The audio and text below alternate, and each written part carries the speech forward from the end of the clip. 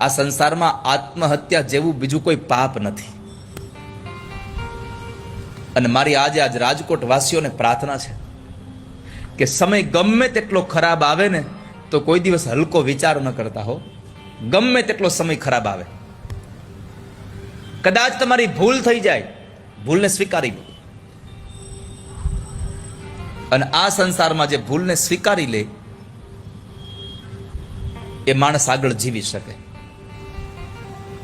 આપણે ભૂલને સ્વીકારી નથી શકતા એટલે બરાબર ખુલીને જીવી નથી શકતા. કારણ કે જે ભૂલ થઈ હોય એને છુપાવી હોય, એને દબાવી રાખવા માટે તમે કેટલી પછી બીજું તમે આમ ભય માર્યા કરો છો.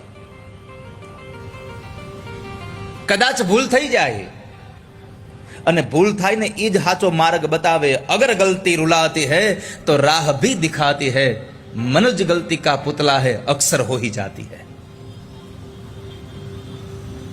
ભૂલ થઈ જાય, ભૂલ થઈ જાય એ મોટો ગુનો નથી, પણ એને સ્વીકારી ન શકો એ મોટો ગુનો છે.